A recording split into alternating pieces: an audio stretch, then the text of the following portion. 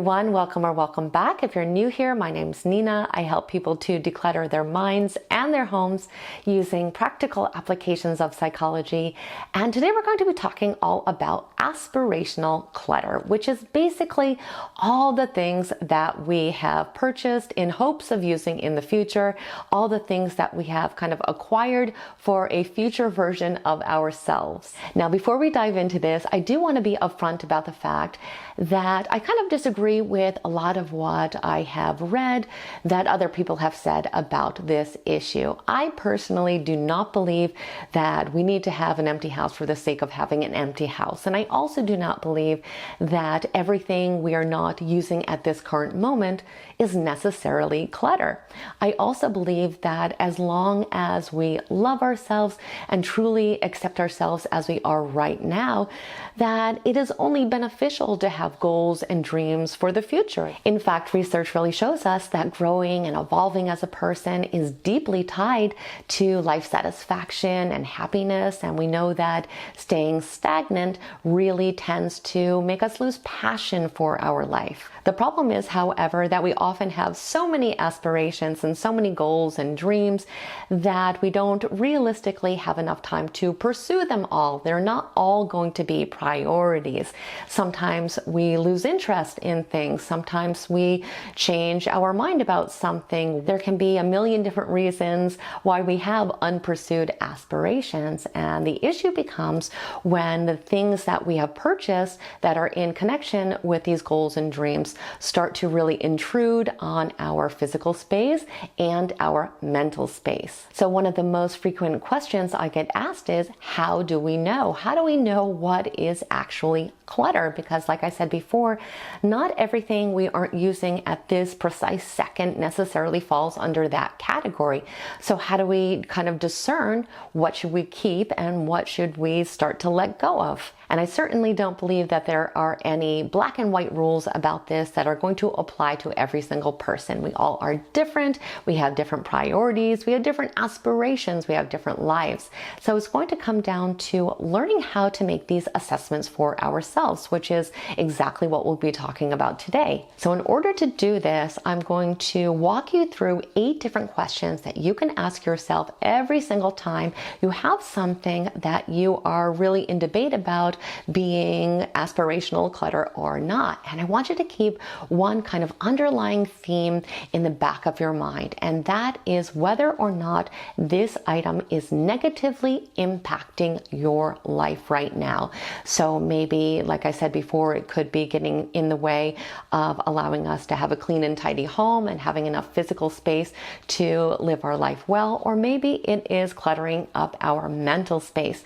Maybe these items are causing us to feel badly about ourselves and negatively affecting our self-esteem. So we want to have that underlying theme of negative impact in our life, because we will find that when we are able to clear out the clutter in our life, both mental and physical clutter, we are going to have time, space, and energy to actually pursue the dreams and aspirations that are truly important to us. Now, the first question that we have to ask ourselves is, whose aspiration is this really connected to? Is it truly our own aspiration, goal, or dream? Or is this something that a family member thinks should be important to us, or society is pressuring us to feel should be important to us? A lot of times we can believe it's something that we really want for our own life, but when we dig a little deeper, we realize that this is something that is from an outside influence that other people are finding important, which is why we never really pursue it in the first place, because when it's not coming from us, it's never really going to be a priority. Now, if we determine that, yes, these are absolutely aspirations that we have for ourselves and this item is connected to that aspiration, then really we've passed the first test. But you might be surprised at how often that we are influenced by these shoulds of other people. We should behave this way. We should like this thing. We should include this in our life. It's kind of this silent dialogue that is playing on in the back of our head a lot of times without us realizing it. And again, when the desire isn't really coming from us authentically, firstly, it's not very likely we will actually ever get to this goal or dream.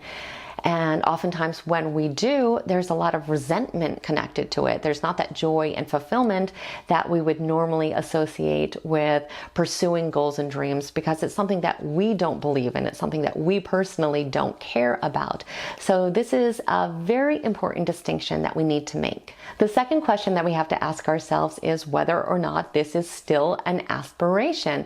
It was clearly when we purchased the item, but at this moment right now, is this something we still greatly aspire to do? And here we have to be extremely honest with ourselves, because oftentimes guilt can make this very, very cloudy. But we have to determine, are we still interested in this? Is this still a priority? Am I still excited about this? Is this something that still fits with my lifestyle? Or is this something that I don't really care about anymore? I've really changed my mind about. Is this something that I'm kind of pushing myself to like because I feel badly that I invested all this money in it? Is this something that maybe I'm a little embarrassed about because I made a really big deal about pursuing and now I don't really care about it, but I feel like I have to because I told everyone?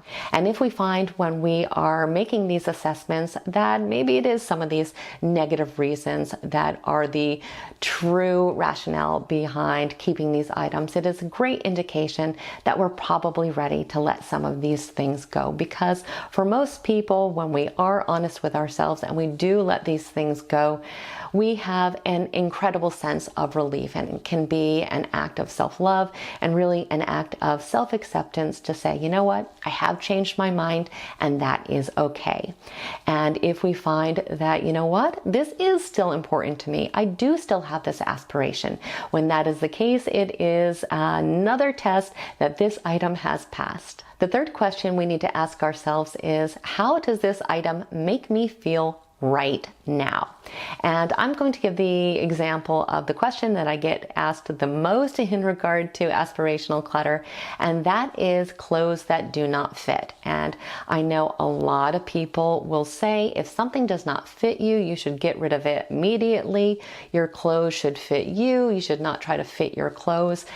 I don't always believe that that is necessarily the case. What is the case is how that item actually makes you feel. For one person, that item could make them feel terrible about themselves. They could feel inferior, they could feel frustrated, they could feel a longing for a time when they did fit these clothes, and it could be a very negative thing, which is a great indication to immediately get rid of that item.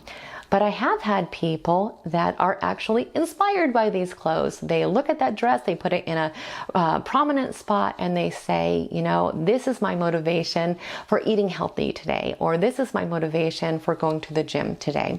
So it all comes down to how you feel about this item and what messages that item is actually saying to you. Is it telling you that you're not good enough, or is it telling you that you can pursue this goal? This is the determination that has to be made, and we can use this question as a guide that can give us insight into whether or not something is negatively impacting our mental health and our happiness. The fourth thing that we need to determine is, why do I want this? Why is this goal important to me? If we've determined that it truly is an aspiration, is the aspiration something that is positive for us? What need do we think this is going to fill? Is this something that we think is going to bring enjoyment to our life or improve our life in some way? Or is this something that we feel we need to do to impress other people, or we feel like we should do it, or it's going to make us more accepted? We need to figure out whether or not this is a sincere interest. This makes a huge difference, and clearly we only want to pursue dreams and goals that are going to actually enhance our life in some way. That's what makes it worth it. The fifth question to ask is whether or not this would be worth the time, energy, and expense it would take to actually pursue this. A lot of times we may get really excited about something spur of the moment, and we buy all this stuff in hopes that we are going to pursue it, but we never really gave it critical thought. We never really had a vested interest, so it is very unlikely that we're actually ever going to pursue this. Maybe it's something that we wish we would do or have if we we had a magic wand, but the thought of all it will take to actually make this dream a reality is not something that we are willing to go through. So when we have this type of realization, it is better, again, to kind of let ourselves off the hook, and maybe next time just give more critical thought before purchasing all these items. But we don't really want to get into a situation where we're kind of coercing ourselves to pursue something that we don't really care about. We have a limited amount of time, we have a limited amount of energy, so it's important that we dedicate that time and energy to things that are actually meaningful to us. The sixth question that we need to ask ourselves is, what has kept me from pursuing this in the first place? This is essential to figure out because we need to know whether or not this is a factor that is going to change. So is the reason we haven't pursued this goal because we don't have enough time? Or is it something that does not fit with our lifestyle? Is this something that we have lost interest in? Is this something that is connected to fears or insecurities? So for example, I have a friend who was really wanting to become a professional photographer. So we bought the camera, he bought all the equipment, he even enrolled in an online course, but then never touched any of it.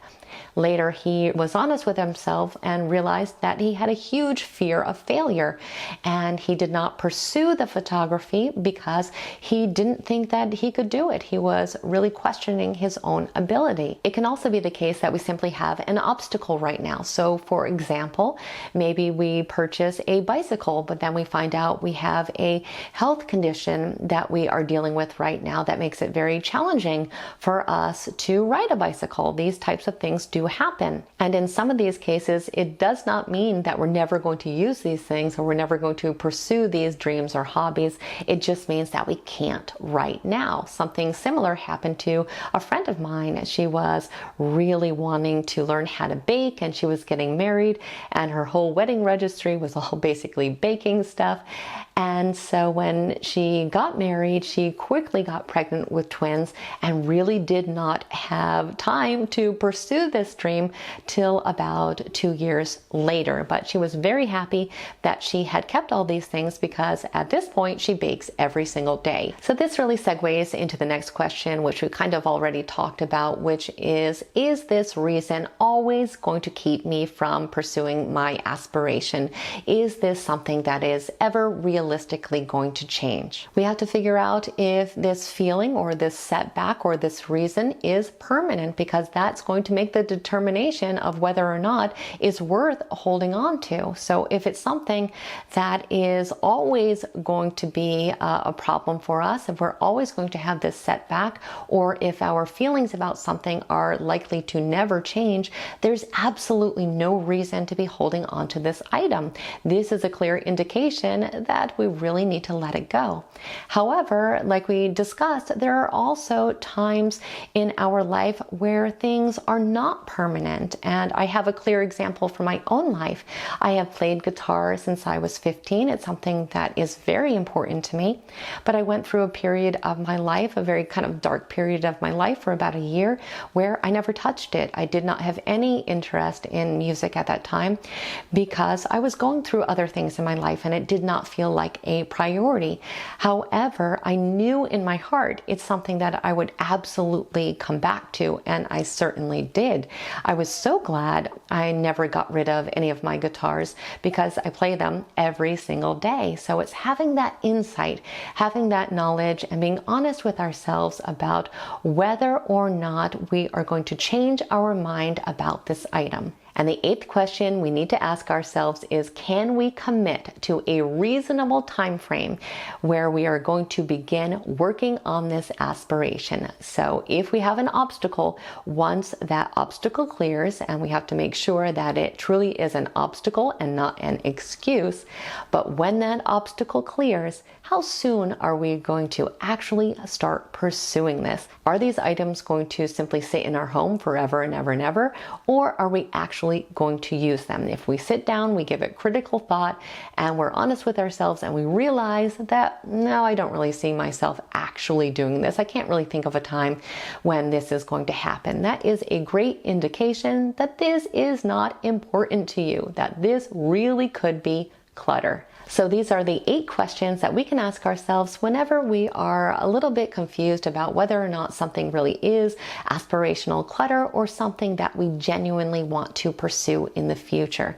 So it's just a matter of understanding that we really do need to have the mental and emotional space as well as the physical space to be able to not only live our life well in the present moment, but actually have the space to pursue future goals and dreams. So it's all about truly creating that balance. So as always, I truly hope you found today's video to be insightful. If you enjoyed it, please like it, share it, and definitely become a subscriber if you are not one already. We absolutely want you to stay connected. And also, I do have an entire playlist all about the psychology of clutter and disorganization. I will go ahead and link that down in the description box below, so you have that resource. I want to thank you so much for spending time with me today, and I hope the rest of your day is absolutely extraordinary.